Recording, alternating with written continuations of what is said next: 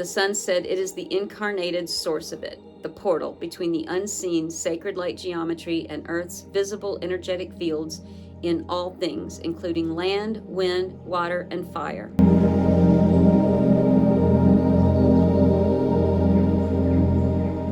light is weird in whatever, background and all that. This experience happened about, I don't know, 6 or 7 weeks ago. And it has taken me a while to process it. It was, I guess, about 6, 7, or 8 grams. I let my sitter decide. It was a pretty big dose. And it was penis envy. And I'm going to tell you what I learned and what came of it. It took me a while to sort of like download and process it. But what I do every time that I do these really big experiences is I give the whole trip, whatever, time to happen. I sleep. Well, if you want to call it sleep, I don't sleep. I do whatever happens when I close my eyes after the trip is sort of waning or coming down or whatever, and I'm just depleted and exhausted. But the next day, I'm still very much under the influence of it. And this experience is about psilocybin, even though Amanita muscaria is that's my medicine. That's what I teach about. That's what my channel is about. My name is Amanita Dreamer. It saved my life. I would say that I am more of a mushroom in general person. I do what the mushrooms tell me to do. I have products made with Amanita, and my store is called Mushroom Voice. So I live by the mushrooms. They saved my life. I owe my life to them. And this experience lasted a good couple of days. But of course, when you take doses this high, it lasts a long time, but you can definitely still feel that you're in the energy of it. And that window closes very slowly for me. So even though the trip is over and I'm driving and I'm in the world and I'm talking to people, it still feels like I have this very wide open channel and connection. This particular experience, let me tell you, if you want to talk about using Amanita or using psilocybin with me, I have a community, and I know a lot of people think community means hundreds of dollars a month or something. I mean, I'm not rich either. I can't afford that. So what I do is I have $20 a month, and then we have meetings all month long. Or you can just pay once for $10 and come hang out with me. The next day after it, I always get these downloads because the trip experience itself is crazy. And I'm learning so much and it's happening so quickly. And I'm not here. I'm wherever there is. So the next day after it is when I can actually take notes. So I'm going to describe in this video, later in this video, the downloads, the bigger meanings, some of the reasons for why the earth is shifting, bigger things about earth and about enlightenment, and why we're all doing higher doses, and sort of the bigger global meaning of all of it, and some really big, profound things that they shared with me. But I want to do that later in case people don't care about like what the actual trip was like for me. When I dropped in, where they took me, who I worked with, what the trip experience was like. They said, remember that you can hold love and create the open channels in your back to allow it in. Like you can do that. And you don't have to like tell everybody, hey, I love myself, so fuck you. You can just love yourself. Go figure. It's funny. It's not funny, but it's funny. They said the DNA in your spine was upgraded. All of that energy was upgraded. And I talk in great detail about that whole process later in the video. And they said it's going to hurt for a while. And it did. You went to the void again. You were told that your memory would be erased. And you worried about not remembering your kids. So when they were about to take me to the void, they said, everything is going to be erased. You're about to leave. And your memory is going to be erased. And I said, and I won't remember my kids. And they said, no. And I said, would they see my death, or would they know that I was leaving or that I was gone? And they said, that is not your business. And that was terrifying because I remember when they were about to take me, they said, we're leaving now. We're going to the void. This is your death. And that's when I was like, will I remember my life and that I had children? Will I remember my kids? And they said no. And I was like, well, that sucks. And I said, I knew I was in a trip, and I said, but will they know that I died? Will they know that I'm gone? Will they experience my death? Or will they not know this is happening? And that's when they said, that's not your business. But I think when you do high doses like this, you know you're in for some shit. And it is not for the weak. And you've got to be willing to lose everything in pursuit of higher knowledge, universal knowledge. And I think that I do these really high dose trips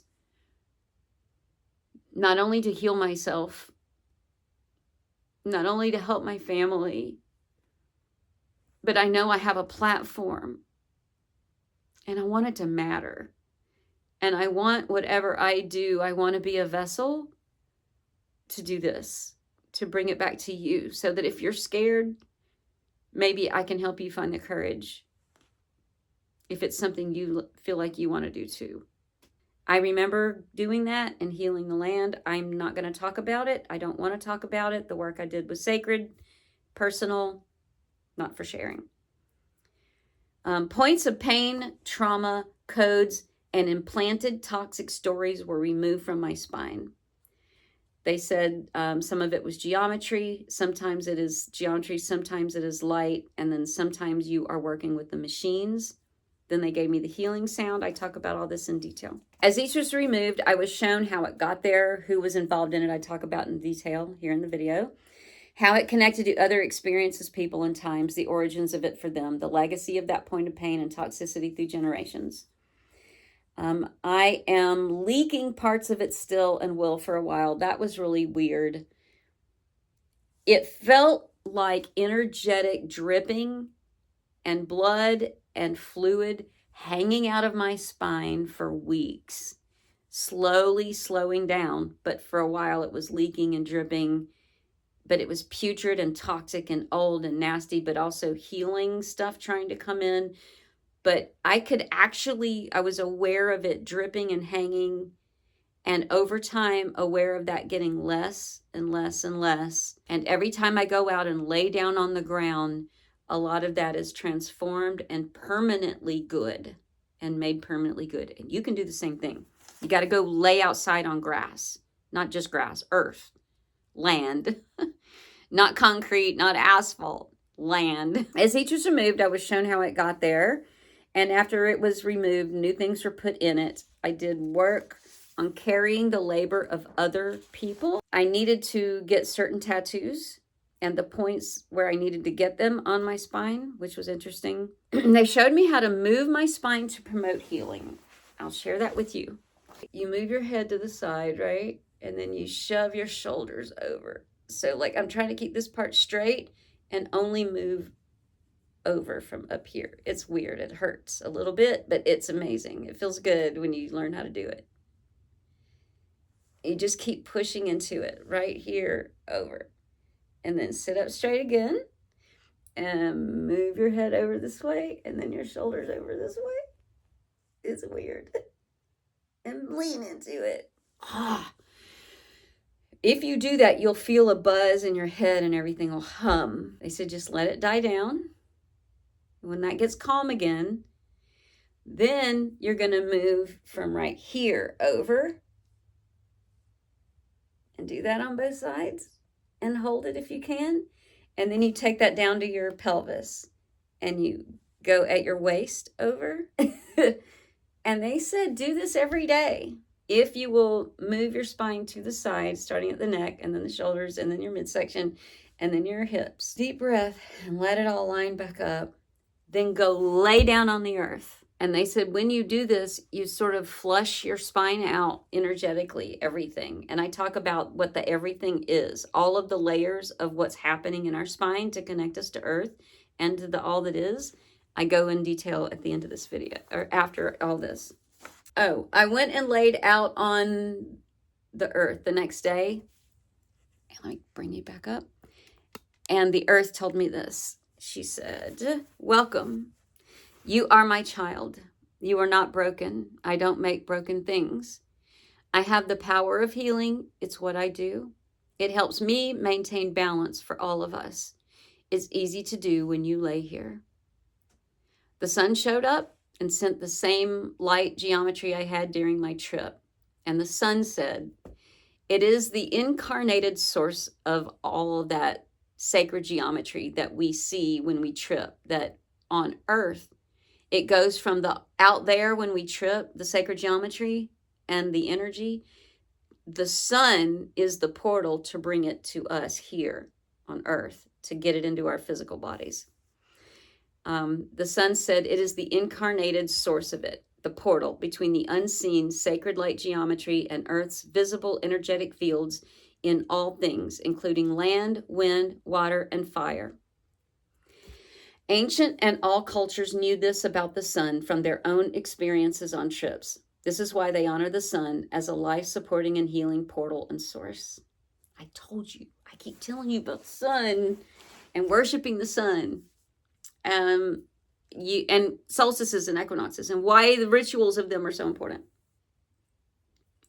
You can receive the same healing you got on your journey when you lay on the earth and allow her and the sun to work together. They told me you are a child of earth, the living vibration of the sacred. Healing is part of that vibration and is written into the process. It is yours. It belongs to us all. And I read all of this. Of course, I always bring all this to my community first, which you can join. You can pay $10 and come to any Zoom you want. I try to keep it as cheap as I can. You can come hang out with us if you want. And we can talk about any of this. And then we were talking about healing and how we tend to heal, and that bad choices that we make here have inertia, so that we can feel broken, permanently broken, like we're not deserving, like we can't heal. And we have these bad stories and programs and everything. And we want to try to transform that, and we do the work, and maybe we take the entheogens and we microdose, but then we tend to just keep falling back to these same stories. And how do we get out of that and actually heal? Like, move the fuck on. Because bad choices have inertia. And I said in my trip, it seems like every time I show up and do these high doses, it's the only compliment I get. And it's, thank you for your courage. Thank you for your courage. We applaud your courage. And all of these other beings show up near the end of my experiences, my high-dose experiences, and they all just sort of bow and honor and say, we appreciate the work you're doing. We are in awe of the work you're doing. We appreciate your courage. We value your courage. Your courage is important. Thank you for your courage. That's the only thing they seem to really keep talking about. And I think that the fear, and I wrote about this in my last newsletter, that the most fearful thing that we have is our power. And you hear that a lot, like we really fear how powerful we are. No, motherfucker. I fear my situation and not being able to get out of it. I fear how powerless I am. I talk about that in my last newsletter, about how you get there to the point where you do fear your power. If you are at a point where you can choose a different path versus something familiar but fear-based, that's going to cause more consequences and pain, and then you're going to think you're a victim. It's because when you're at that point where you can choose, it's going to look like, okay, well, this makes the most sense though, right? I mean, I know how that's going to end. I'm not going to do that. I don't ever do that. Get on a plane, take that risk, buy that ticket, go see that thing, go to that ceremony, go to that ritual, take high doses of entheogen. Fuck that, I'm scared. Fuck that, I don't have the money. Fuck that, I don't know how. What if this doesn't happen? What if that doesn't go out and meet people? Say yes to coffee. Like, no, not right now. I'm hurting. I don't have time. Why am I going to start walking? I'm just going to quit. Like, I'll do it for a week and then I'll quit. These are those choices where you do what you always do versus the courage to do the new thing. That courage is power. That courage to do the new thing is where you break out of the old shit. That's how the fuck you get the fuck out. And I think those stories that we get caught in, that bad choices have inertia, that choice point, that's where that inertia is, where you have that inertia to keep making the old choice versus this risk to do something different and fearful and new, because that would be insane. Why could I? How should I? I don't deserve that. That's crazy. I can't have that freedom. That doesn't happen to me. I'm not there yet. That point, that fear, and saying yes, that's the courage. That's where courage happens. And I think that the antidote to the bad choices have inertia, to fear is hell, because it's that point of fear versus taking that risk. That's where you keep yourself in hell. And I think the currency, the real universal currency, is courage. And now that I am 5 years out, almost 6 years out from using Amanita for the first time, mushrooms for the first time, tripping for the first time, being on this journey, becoming Amanita Dreamer, all of this, the number one thing that has made the difference in my growth and my freedom and my joy and my lighter states of being has been courage. That is the one point that I can take everything back to, a moment where I had courage and I said yes. And I did the next right new thing. And those of you that have been watching my path and you're like, geez, it's just been astounding. It's just been amazing what you've done. It's because I was just as terrified as you are at every crossroad. Spend $1 here or spend it here. Get on a plane or stay home. Go out and start this new venture or don't. Write a book and risk what that's going to be, or stay in bed and cry. Allow and respect my husband's right to walk away from this marriage, or stay stuck in it, chase him, try to make it work. Like I said yes to the scary thing every time. Every time. I just said yes to the next scary thing. Every time I make a video, and the backlash that I got, every time I stood up and said, ibotenic acid in Amanita is not harmful or toxic, it's not going to kill you, it's actually healing and healthy, and all the abuse that I got. Every time I do stuff like this, take high doses, talk about it, and risk the backlash of the people that, whatever they think of mushroom people. Anyway, I'm living with a lot of the consequences of that, but I'm also living with a lot of the beauty from all of those choices and all of those yeses. And there have been many times where the choices I made cost me, but I broke out of a cycle and moved to a new place. Energetically, psychologically, emotionally, I freed myself from that story into a new way of being that's better, that I like better. The rest of this video is going to be me talking about the trip, and I want to ask you to come play with me at amanitadreamer.net.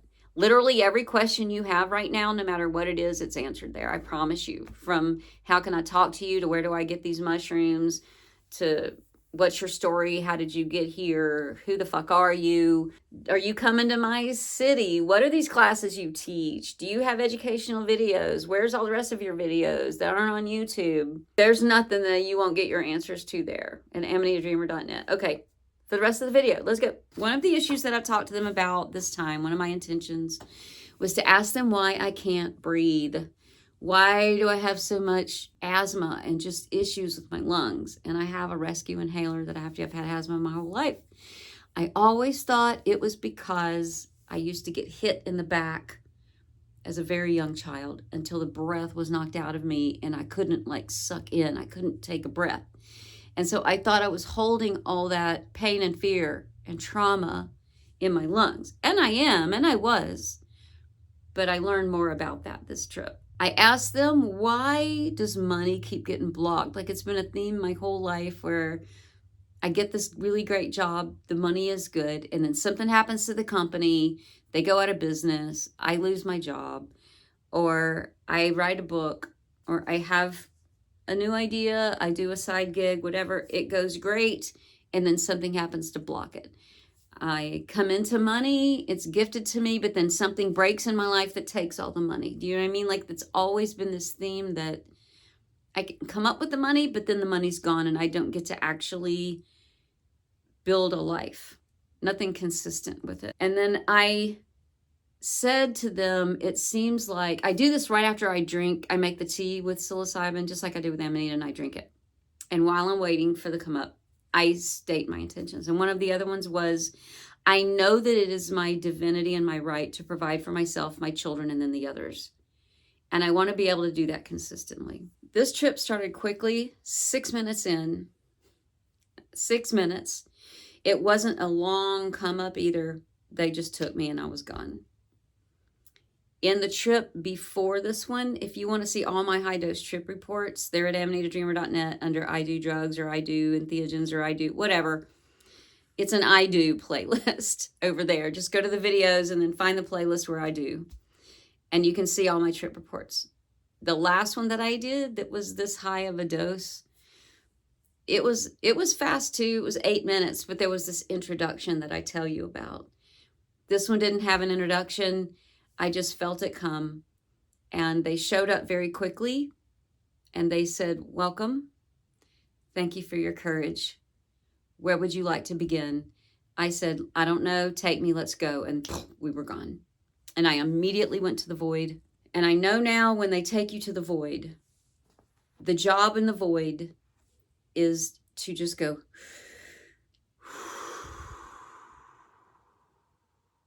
because usually you're nervous. I am every time I take high doses, and I'm real shaky. And of course, when it hits you, it makes me shaky. And they want me to breathe and calm down and acclimate to where I'm at. And so in the void, I take a deep breath and I hear it echo out. And then I tell them, help me. I'm scared. Help me level out to where I'm at. And then I'll feel like this energy wave hit me, and then I'm equaled out to wherever I am. And that's the job of the void. And I said, do you remember my intentions? And they said, of course. Are you ready to begin? And one of the beautiful things I love about the entities that I work with on psilocybin is they always ask for consent. Even though I've clearly given consent by showing up. I still think it's beautiful and loving. And if you watch the other one, remember in the beginning how I told you we were spinning and I was flipping through time and it was making me sick? They did that again, except this time, and they always say this. They say, the last time you were here was, and they do like this report, like a data report, like a time log. The date and time is, the last time you were here was, what we covered was this. And this time they showed me like back in time, like they said that I'm coming here every 3 to 5 days.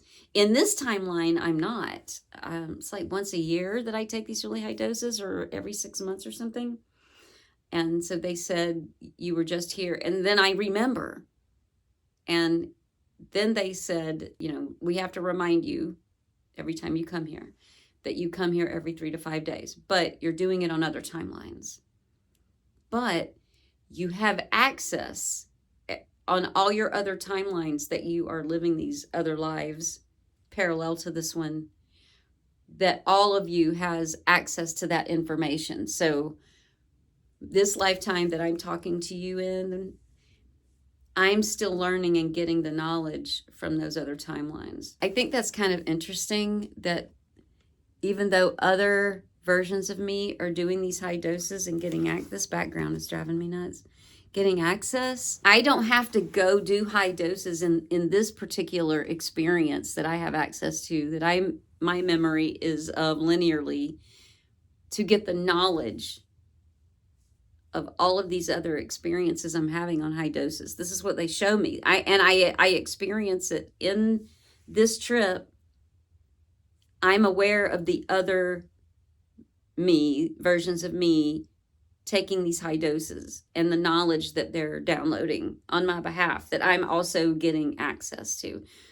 Like, I'm here running this super high-tech experiment where it's a very intense Earth life experience, and I'm living it simultaneously because I didn't want to fuck around. I had a lot to do. So I'm making choices in this particular timeline right here, right now, that I'm talking to you in. I'm making choices. but I feel like simultaneously I'm living a couple of parallel lives, making different ones. And then I'm going into these high dose psilocybin experiences, trying to then run scenarios, learn what I learned, download the other person's experiences of my lifetimes, run it past my higher selves and these other entities and beings, learning from it, dropping back down into the life experience, and making more decisions. This is what they show me every time I do a high dose. This is what we do. They say, remember, you are a multidimensional being. You are here running these different scenarios. You were just here 3 days ago, 5 days ago in this timeline. This was what we covered. This is what you're doing now. Are you ready now to discuss what you've been doing for the last year? Say yes. And then this time they immediately started going into the one where I said, I can't breathe. And I heard breathing the whole time. And they said, you can't breathe because you were getting hit in the back as a very young child. He was doing that because he was violently throwing forward the trauma of generations of pain and toxicity. And then they showed me his pain, but then how it immediately expanded outward into male pain that was now asking to be fixed and healed. And so it had to find an entry point into all of our consciousnesses going forward where we would agree to heal it. They can't breathe. Nobody can breathe in that. And because I came here willing to do this work, willing to be Amanita Dreamer, willing to be a public person, willing to take these high doses, willing to be part of anchoring love and healing, just like thousands and thousands and millions of you, us, all of us. They said, we are welcoming being points of pain because we can heal that pain. And that when we do these high doses of Amanita, psilocybin, ayahuasca, all of the entheogens, that we show up taking that pain onto our physical being, and then we bring it to these high dose experiences to have it healed. And more humans are going to be doing this. Animals are showing up in our field and healing us and taking on a lot of this because they want to as well.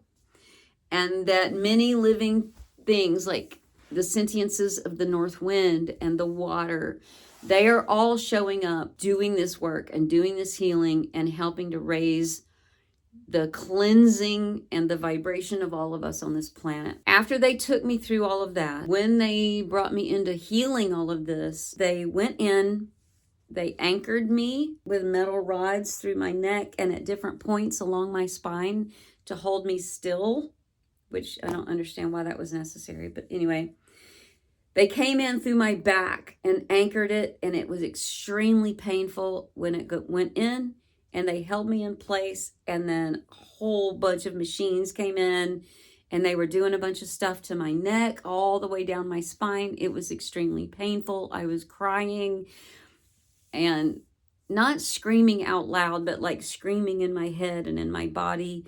And I was shaking, like my whole body. I could feel my whole body was just shaking while they were doing this. And I was just going, oh God. And I was just crying. I remember just my face feeling really wet. That seemed to go on for a really, really, really, really, really long time. And I would hold my breath at some different points and push outward, like try to squeeze and push outward, like, and then stuff would just blow out my back. Like my whole spine would just light up and then explode outward. And then that would hurt really bad. And light would go out, and then light would come in, and they were putting stuff in and then taking stuff out and then putting stuff in and then taking stuff out. And when they were finished and I was just exhausted and I couldn't breathe and I was just crying and I was shaking and I was and this work just happening. And then finally they would stop and they would be like hands off and they would go, okay, you okay? And I would just be crying and saying, yes, thank you for the work. This hurts. This really hurts. This really hurts. And they were like, I know. But what we've done is we've upgraded your spine. Your spine is your beacon for your energy work and moving energy and your life and all of the pain and all of it's sort of the focal point of all of everything comes in and out of your spine and then radiates outward into your body and into your energetic field. And we have upgraded it. We are very sorry it was so painful. It was very important. We've been waiting for this moment to be able to do this with you. You were very courageous and brave. We feel a lot of relief from having been able to do this. We're doing this with millions of you. As you take higher and higher doses and you're willing and you show up and you're ready, we take parts of your DNA out and put new DNA in. We've upgraded the focal points that that some religions on your planet call chakras, but they are energy centers. And we've upgraded those. We've upgraded the wiring, they called it, which goes out into your body, which is partly nervous system, but also there's the energetic match to our nervous system. So along our nervous system, the physical nerves, there's also the energetic body, but then there's also the light working around it. But then there's also the machine overlay. But then there's also the electrical overlay. But there's also the sacred geometry overlay. And then there's also the hum of the universe, the sacred sound that the universe makes laid over that. So our nervous system is all of those components together. And all we can see are the nerves. But that's the framework. And they said that they upgraded the central core of it, which was my spine and all of those layers of my spine. It was horrible. And that whole process lasted about, I would say, 30 minutes from beginning to end. And then when they were done, they gave me, it was nutrients, but not physical nutrients. It was nutrients in the form of music, electricity, sacred geometry, a hum, nutrients to then stoke it with, to give me a head start, because they said I can't physically absorb all of the physical nutrients, the sacred geometry of the universe, the hum of the universe, all of the energy of the universe. I can't do it on my own yet because my cells have to upgrade. Makes perfect sense. I got it. So they said, we're going to pack you with a lot of that, but you're going to have to take it on yourself now to spend even more time in the sun, lay on the earth more, be outside in nature more, where these things exist in higher numbers and can come into you more rapidly. Too much time in your house and you're going to get weak and you're going to be in pain and you're not going to feel good and you're going to get nauseous. Because you've been upgraded, you need to be out there where you can serve the new upgraded system in these ways. I keep telling y'all this stuff. If you want to upgrade and vibrate higher and do this work and have it work, and I got tons of videos of nature walks and getting out in the sun, and half my book is devoted to that. The first half of the book is how to use the mushroom, Amanita. The other half of the book is what Amanita teaches you got to do if you want to continue to upgrade. Even though I was not here, I was very much there, completely lost and gone in the trip. I immediately opened my eyes and I was back. And they said, eat salt now. So my trip sitter, guide that grows the mushrooms, that works with me when I do these high dose trips, I said salt. So he went and got me sea salt and I just licked it and drank some water. And then poof, I was gone again. Like I felt myself falling, laid down, and then poof, I was gone again. They told me that my spine was going to hurt. My back was going to hurt for a while. And indeed, for like 3 weeks, it was hard to sleep. My back was spasming all the time.